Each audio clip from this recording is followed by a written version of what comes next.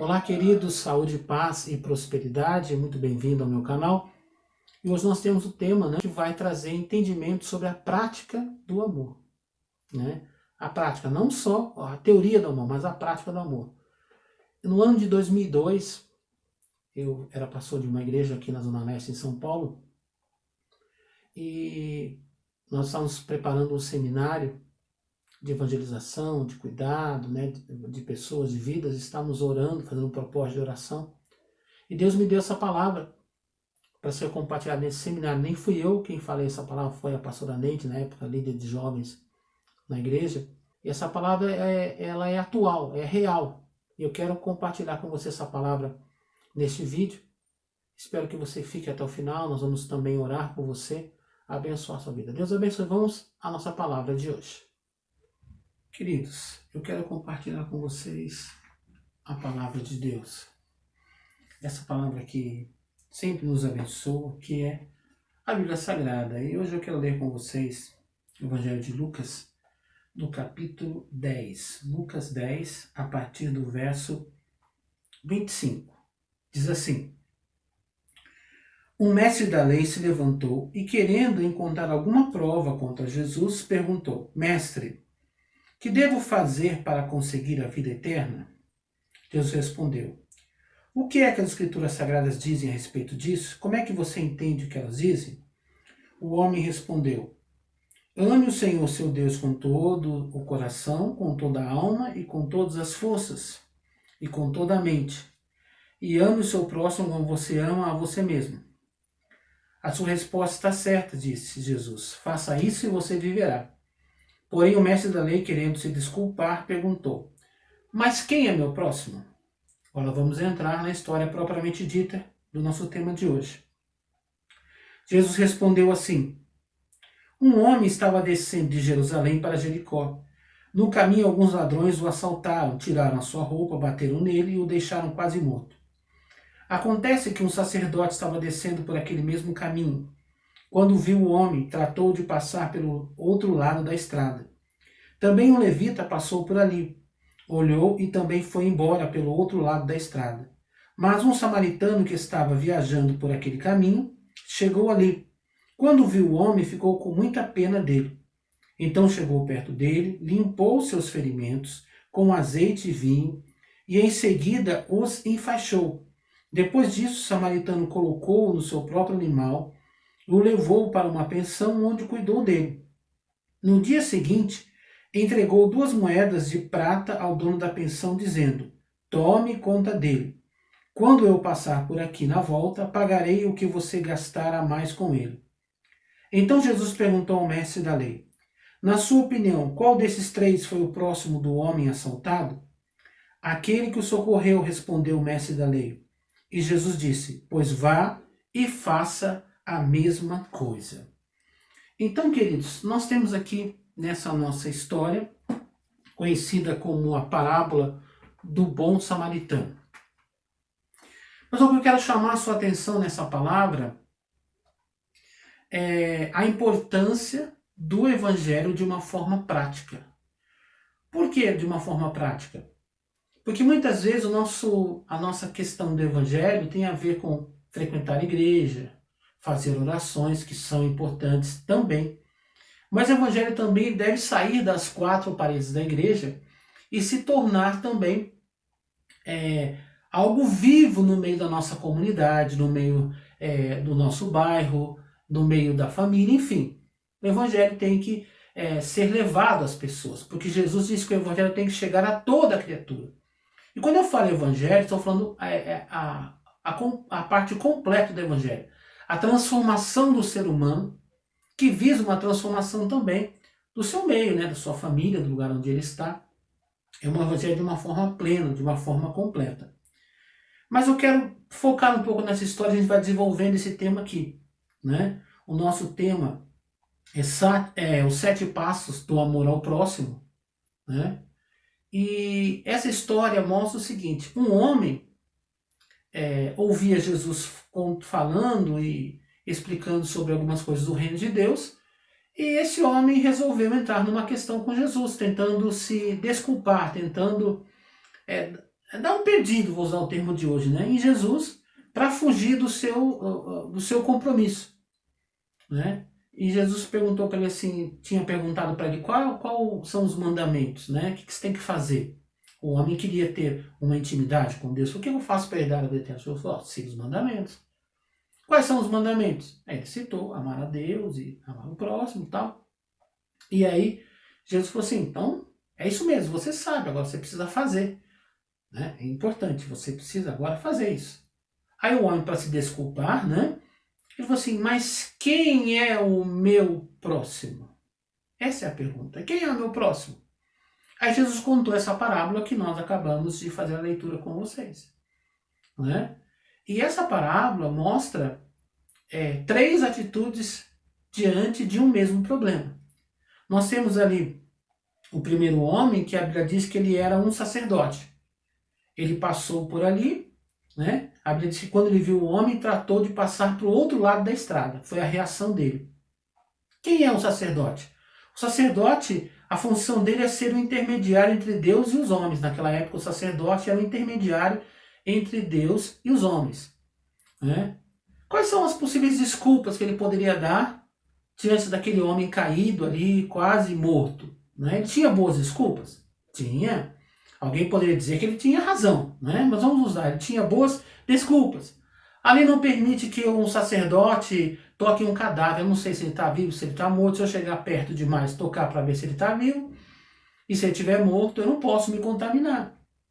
Né? Eu não posso me arriscar, né, com essa situação. Né? Quem mandou esse homem não vigiar? Né? Deus deve estar castigando esse homem. Eu sou um homem santo e não posso misturar com pecadores. Isso é muito comum. Né? Eu vou orar para que Deus tenha misericórdia dele. Quem sabe isso foi a reação do sacerdote, né? Um bom argumento, uma boa desculpa. E foi embora. E não acudiu aquele homem caído no chão, na estrada. Aí passou um levita. Quem é um levita? Nos nossos dias, quando fala levita, o pessoal acha que levita é só músico, né? Mas no termo bíblico levita é aqueles que servem no templo, aqueles que ajudam na estrutura religiosa, não só no templo, na estrutura religiosa. Né? Talvez o termo de hoje, mais comum nas igrejas, sejam os obreiros, os oficiais, aqueles que ajudam, que fazem uma tarefa, né? Na igreja, cumprem alguma tarefa. Né? E a Bíblia diz que ele olhou e também foi embora pelo outro lado da estrada. A reação dele foi exatamente a mesma do sacerdote. Ele olhou, passou para o outro lado da estrada e deixou o homem lá. Quais são as possíveis desculpas que esse homem poderia dar? De novo, desculpas, né? Se eu tivesse tempo, né? Eu até ajudaria esse homem. Mas eu tenho muitos compromissos no templo, né? Muita gente é ocupada demais, né? Tá com a síndrome de Marta, tá cheio de coisa para fazer para Deus, né? E aí eu já faço minha parte para Deus, né? Já faço tanta coisa para Deus, né? Quando eu chegar no tempo, vou procurar alguém que não esteja fazendo nada, né? E vou mandá-lo para ajudar esse pobre homem. Uma boa desculpa, não é verdade? Aí eu não estou muito ocupado, vou arrumar alguém para cuidar, né? Então você vê que a reação dos dois foi a mesma. Passaram para o outro lado e foram embora. Aí nós entramos no terceiro personagem da história, o samaritano. Né? A Bíblia diz que quando viu o homem, ficou com muita pena dele. Então chegou perto dele. Essa foi a reação do samaritano. Né? Quem é um samaritano? O samaritano é uma pessoa comum, sem nenhuma posição religiosa a princípio. E ele era considerado um estrangeiro em Israel. Para muitos ele era inimigo de Israel, nem israelita. Muitos israelitas não consideravam os que eram de Samaria, né, os samaritanos, como povo de Israel, por ter sido um povo, num dado momento na história de Israel, se misturou por causa de guerra, dominação estrangeira, enfim, não vou entrar nesse ponto aqui, mas era considerado um povo mestiço, vou usar o termo aqui, e os judeus, em geral, não gostavam do samaritano. Então Jesus contou exatamente de um samaritano que ninguém esperava isso, né? Mas o que importa aqui para nós é o seguinte: quais foram as atitudes do samaritano, né? Porque existe uma diferença entre a teoria e a prática. Existe muita gente com o conhecimento, com a informação, gente que conhece profundamente a Bíblia, né? mas não tem a prática, né? Hoje se usa muito o termo praxis, né? Que é a junção, vou usar um termo popular, não vou entrar no ponto aqui, mas o conceito da teoria unido à prática. Ter o conhecimento, a informação e também a prática. Se fala muito nisso. Mas o que eu quero chamar a sua atenção aqui é que essa prática, né, essa atitude, vai além do assistencialismo que se ensina em muitos lugares, que se prega em muitos lugares. Que é dar alguma coisa para alguém momentaneamente e sai. Né?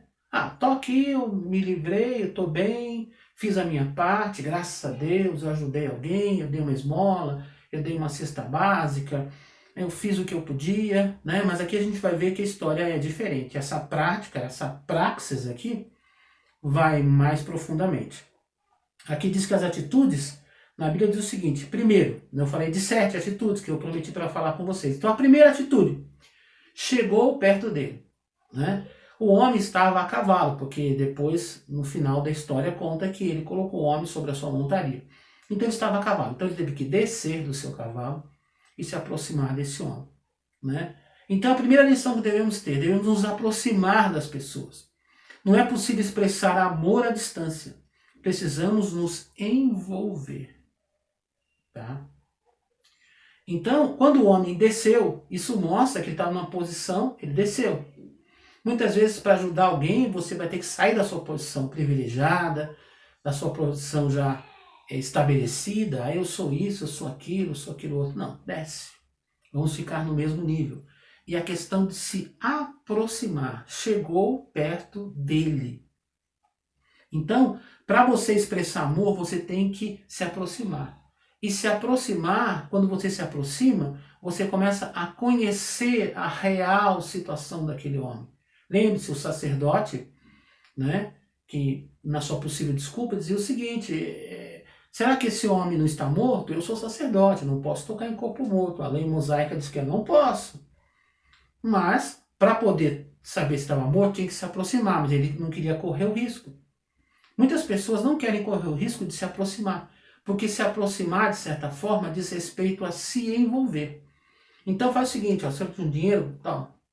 Ah, você precisa de alguma coisa, eu dou aqui, alguém lá leva. Ah, manda entregar.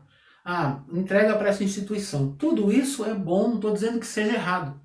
Mas o que estamos falando aqui da prática do Evangelho, da atitude que Jesus demonstra é o seguinte, há um envolvimento, uma proximidade. Se envolver na situação, conhecer a real situação da pessoa. Chegou perto dele. Segundo ponto, limpou seus ferimentos. Né? Então a Bíblia diz que ele foi lá e limpou os ferimentos. Lógico, ele chegou perto e percebeu que o homem ainda estava vivo. Se estava vivo, ainda era possível salvá-lo. Então o segundo passo aqui é que ele limpou seus ferimentos. Nós devemos ajudar as pessoas a serem limpas. Não devemos ficar acusando, julgando, mas sim ajudar para que a pessoa fique limpa de seus pecados. Eu estou fazendo um paralelo aqui, claro, né, de uma coisa da nossa história, para um paralelo espiritual. Mas eu quero que você entenda. Quando você se aproxima de alguém que está ferido, que está machucado, que está à beira da morte, vou usar o termo agora espiritual, o que você precisa fazer? Limpar os seus ferimentos, porque os ferimentos infeccionam. Eles infeccionam e depois eles podem levar uma pessoa a morrer. Tem um problema maior ainda. Então, essa pessoa precisa que alguém se aproxime e alguém venha ajudar a limpar seus ferimentos, a cuidar. É preciso ter contato, sabe? Contato com a realidade da pessoa, com as dores da pessoa, com os seus ferimentos, com as suas feridas. Como eu disse, tem muita gente que, ó, tá aqui isso aqui. Eu não quero saber o seu real problema. Ó, você precisa disso, então tá aqui, é roupa, é mantimento, é um dinheirinho, é uma indicação para alguma coisa, tá aqui, mas eu não vou me envolver. Tá? É uma coisa desse homem chegar aqui, né, dizer, esse homem precisa de socorro, precisa de primeiros socorros. Aí você pega, põe uma caixinha de primeiros socorros do lado do cara quase morto e fala, tá aí, ó, o que você precisa tá aí. Mas ele não tem condição de cuidar de si mesmo. Esse é o ponto-chave. Nós vamos encontrar em nossa vida muitas pessoas que não têm condição de cuidar de si mesmas. Quando eu falo no sentido espiritual. Tá? E, logicamente, muitas coisas acabam transbordando para a vida natural do homem. Não pense, quando eu falo de ajudar alguém, não pense em alguém literalmente aqui, caído no chão, machucado. Por isso aqui nos nossos dias, chamam um SAMU, vamos usar o termo aqui, ou o Corpo de Bombeiros, e eles vão e levam para o hospital. Não é isso que nós estamos falando aqui. Nós estamos falando de uma ajuda real. Você encontra alguém ferido por dores na alma, traição, mentira, pessoas que estão vivendo um casamento destruído, os seus relacionamentos estão quebrados, pessoas que foram abusadas, pessoas que estão oprimidas, pessoas que estão pensando em se matar, estão à beira da morte, porque não é porque se feriram, mas o ladrão que o atacou é o ladrão que Jesus fala em João 10:10. O ladrão vem senão para matar, roubar e destruir. Está falando de quem? Do diabo. Muitas pessoas foram atacadas pelo diabo e estão caídas.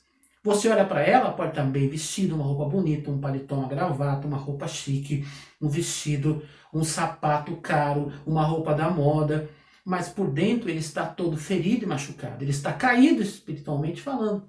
E o nosso desafio é ajudar essas pessoas, é se aproximar. Aproximando, nós vamos entender a necessidade da pessoa.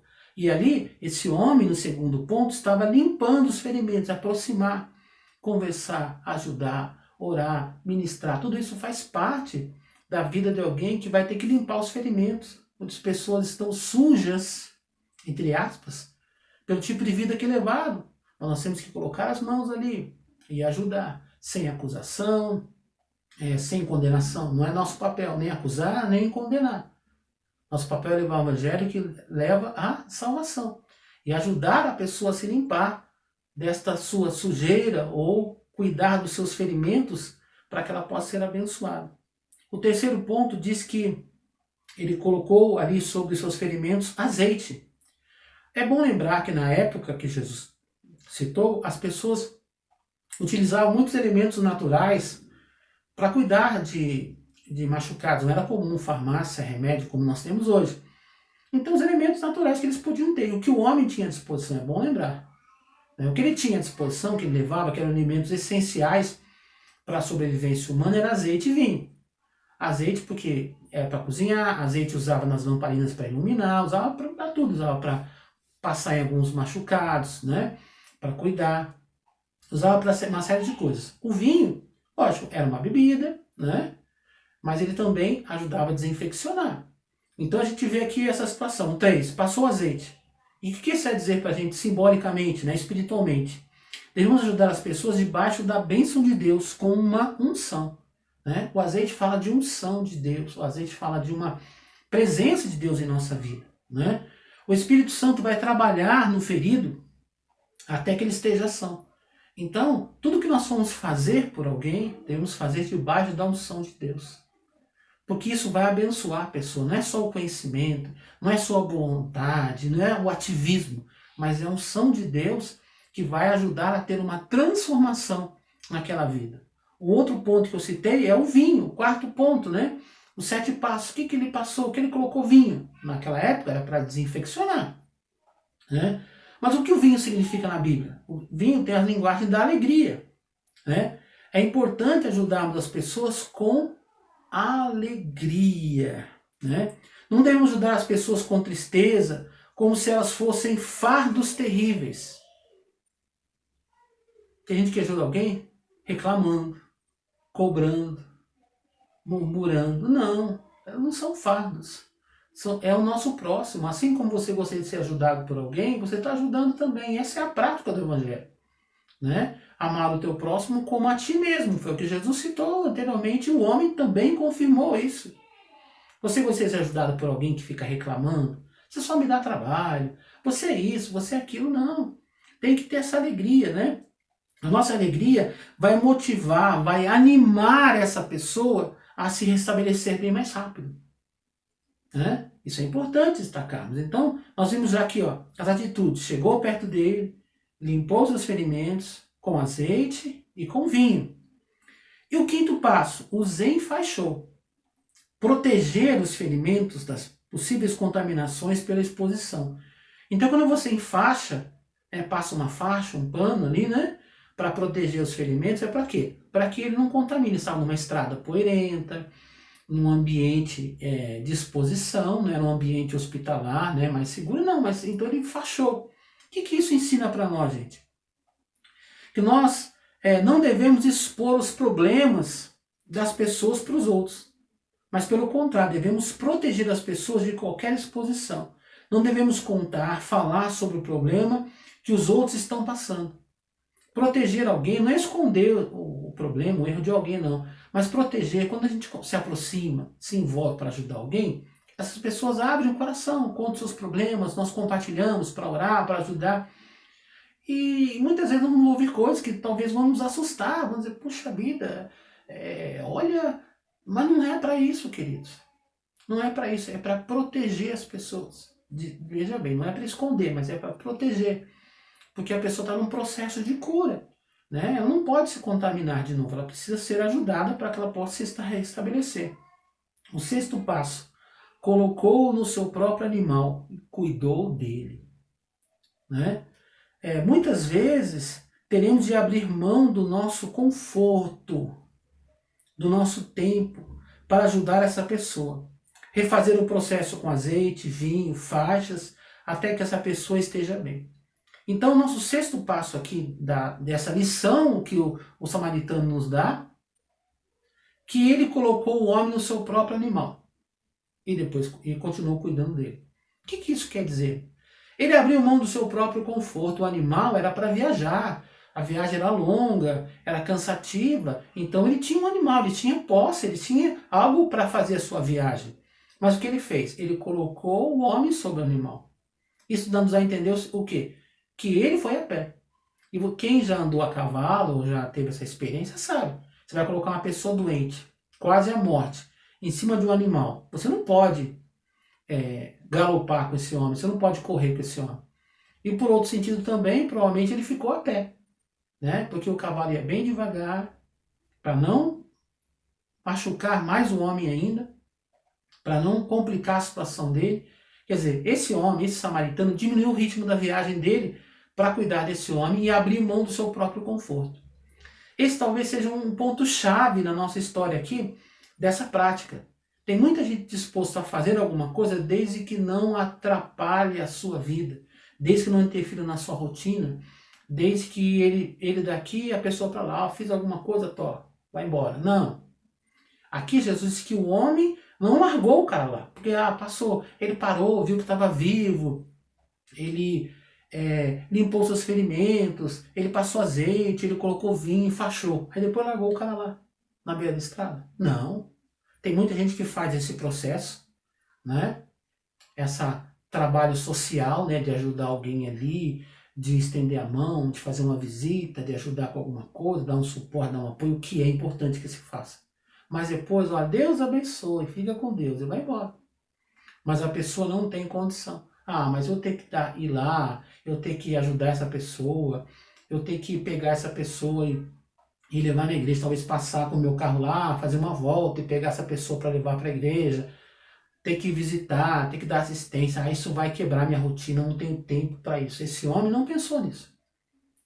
Ele diminuiu o seu ritmo, deixou o seu conforto e colocou o homem sobre o seu cavalo e cuidou dele, quer dizer, com certeza durante a viagem teve que parar um pouco mais, descer o homem do cavalo, cuidar, passar mais um pouquinho de azeite, de vinho, ver as faixas, estava tudo bem, colocar o animal de novo, até chegar no lugar onde ele colocou aquele homem. Então entenda que é um processo, não é uma ação isolada, né? É um processo que vai trazer uma transformação de uma vida. E o sétimo passo diz assim, que ele chegou ali numa pensão para passar a noite ali. Ele chegou ali e durante a noite ele tomou conta desse homem. Quer dizer, colocou ele numa cama, deve ter possível dar um banho nesse homem, cuidar dele com mais carinho e o ajudou. Isso diz respeito, gente, ao nosso cuidado na obra de Deus. Sabe? Nós temos que levar para um lugar onde a pessoa tenha mais conforto, ela possa ter mais suporte, um bom alimento, que ela possa ter uma cama. Eu estou falando de uma forma agora figurada. Levar para o seu grupo, né, o seu pequeno grupo, sua célula, ou a sua igreja, onde ele possa ali receber alimento, um tratamento, um cuidado. Mas o trabalho não para aí. A Bíblia diz que ele cuidou do homem quando estava lá. Quando você está cuidando de uma alma, de uma vida que está perdida, você está resgatando essa pessoa da morte, você leva para a igreja, não é para chegar lá, pastor, o pastor está aqui, ó, há uma alma que eu ganhei. Não, não é assim não. Você vai apresentar, vai colocar no seu grupo. Sim, claro, você vai introduzi-lo num ambiente mais seguro para ele poder se restabelecer. Mas você que trouxe ajuda a cuidar. Tá ok? Lógico que em algum momento em que você não pode ficar o tempo todo, mas agora você colocou no ambiente seguro. E você vai fazer de tudo que for possível para que essa pessoa se restabeleça. Você não vai abandonar, o trabalho não acabou ainda. Né? Aí, na nossa história, diz que depois que o ferido foi tratado, ele pôde compartilhar a tarefa com outros. Mas não devemos nos desligar totalmente da pessoa, mas sim continuar ajudando e acompanhando o restabelecimento do ferido. Porque a Bíblia diz que aquele homem ficou ali, cuidou, quando foi no outro dia de manhã, ele precisava continuar sua viagem, ele deixou dinheiro com o homem da pensão, falou, cuide dele, tudo que for necessário, pode fazer por ele. Eu vou passar de volta aqui, né? Eu vou e volto. E quando eu voltar, se teve alguma despesa extra, eu pago, fique tranquilo. Então essa lição é maravilhosa, por quê? Porque mostra o cuidado completo. Quer dizer, não vou me desligar. Depois que esse homem se restabelecer, poder conversar, poder falar, vou descobrir quem ele é, de onde ele é, vou poder ajudá-lo a voltar para sua casa. O que a gente pode fazer por ele? Para que ele possa voltar a ter uma saúde plena. Esse é o nosso desafio como igreja. O evangelho prático, que ajude as pessoas nas suas necessidades. Como disse, pode ser uma necessidade material para si? Pode ser outra coisa. Também é espiritual. Vamos ajudar. Mas não é ajudar, dizer, está aqui e fui embora. Não. Está aqui, conta comigo, se aproximar, abraçar, se envolver no sentido de ajudar essa pessoa num processo de cuidar, de tocar, de se envolver, para que essa pessoa seja abençoada. Essa é a nossa história. Esses são os 7 passos. Vou repetir para você. Ó. Primeiro passo, chegou perto dele. 2, limpou seus ferimentos. 3, passou azeite. 4, colocou vinho. 5, desenfaixou. 6, colocou no seu próprio animal e cuidou dele. 7, tome conta dele. Quer dizer, deixou também alguém para ajudar a tomar conta dele enquanto ele estava fora, depois ele iria voltar. Então você vê o envolvimento pleno. A prática do evangelho, a verdade do evangelho é essa. Não é tome e vá embora, não. Venha para cá. Venha fazer parte. Eu quero ajudar você no seu pleno restabelecimento. Esse é o desafio que nós temos como cristãos, de ajudar as pessoas, de abençoar as pessoas, para que elas se restabeleçam, para que elas se levantem. Lembrando que essa palavra, para nós espiritualmente falando, não quer dizer para uma pessoa, a prática do evangelho para uma pessoa pobre, porque a gente acha que a pregação do evangelho aos pobres é só quem está em necessidade material. Não é isso não. Como eu disse, pode ser alguém muito bem arrumado, muito bem empregado, morando numa casa muito grande, mas a pessoa espiritualmente está pobre. Ela precisa de ajuda, ela precisa de apoio, ela precisa de carinho, ela precisa de um acompanhamento para que ela possa se restabelecer e viver a sua vida normalmente. Esse é o desafio do evangelho que nós temos. Queridos, e quando terminou essa parábola, Jesus perguntou, quem foi o próximo do homem que estava caído no chão? Aí o homem não teve como se desculpar mais, né? Disse assim, foi o samaritano. Aí Jesus falou assim, pois vá e faça a mesma coisa. Uma ordem. Não falou, olha, se der, quando der, se puder, na hora que tiver tempo, olha, de vez em quando. Falou, não, vá e faça a mesma coisa. Esse é o desafio que nós temos. Fazer a mesma coisa, cuidar, amar as pessoas, de verdade. Se importar com as pessoas de uma forma prática. Não só no amor de teoria, no amor das canções, das músicas, esse amor que hoje é amor, amanhã é ódio. Não, é amor, é cuidado, é continuidade. Né? Esse é o desafio que nós temos. E eu quero deixar uma frase que eu anotei aqui, de um livro muito bonito, eu quero até indicar para vocês, eu sou conhecido por indicar livro, né? É um livro chamado O Segundo Mandamento, de William Fletcher. Tá? Eu tenho esse livro há muitos anos. E ele tem uma frase que eu anotei aqui, eu quero ler para vocês. Diz assim, ó: se o amor for real, ele se expressará. Se for amor de Deus, ele se expressará sacrificialmente. O amor divino não permanece em silêncio ou alienado. Queridos, vamos orar? Pai, em nome de Jesus, eu quero orar junto com os teus filhos agora, Senhor. Pai, que o Senhor venha, meu Deus, nos abençoar, para que nós possamos, Senhor, não sermos somente ouvintes, mas que possamos ser praticantes. Tiago diz no capítulo 1, verso 22, não sejais somente ouvintes, mas praticantes, né? Porque muitas pessoas enganam a si mesmas, são somente ouvintes. Pai, que nós possamos ser praticantes da Tua palavra. Meu Deus, que possamos amar o nosso próximo como o Senhor nos ensinou. Cuidar, amar, nos aproximar, se envolver, cuidar dos ferimentos. Senhor, nos dê força, coragem, Senhor, para muitas vezes abrir mão do nosso conforto, da nossa segurança, para ajudarmos alguém de uma forma real. Pai, que nós não venhamos abandonar as pessoas a uma ajuda momentânea e deixarmos as pessoas de lado. Mas que o Teu amor, Senhor, possa estar tomando conta do nosso coração e nos ajudando, Senhor, para que possamos abençoar essas pessoas de uma forma verdadeira, de uma forma contínua, até que essa pessoa, Senhor, possa se restabelecer. Eu lhe peço, ó Pai, quebra todo pensamento contrário, barreiras, impedimentos, os paradigmas estabelecidos na nossa mente, religiosos, sociais, para que possamos ter conhecimento através do Teu Espírito Santo, da prática do amor, ó Pai, do amor ao próximo. Nós lhe pedimos, ó Pai, traga a Tua bênção sobre as nossas vidas, nos ajude a ser mensageiros do Teu amor. Amém. Queridos, eu quero agradecer por você ter participado conosco desse vídeo até o final. Que Deus nos abençoe para que possamos ser praticantes e não somente ouvintes da palavra de Deus. Eu quero pedir a você que, se você foi abençoado através desse vídeo, que você possa compartilhar com outras pessoas. Mande um link desse vídeo para algum amigo, um conhecido. Se você também quiser, pode compartilhar nas suas redes sociais, tá ok? Deus abençoe vocês. Fiquem todos na paz. E nós vamos deixar links aqui para você de outros vídeos que nós temos, se você quiser assistir também. Eu tenho certeza que Deus vai abençoar a sua vida, ok? Deus abençoe. Fiquem na paz.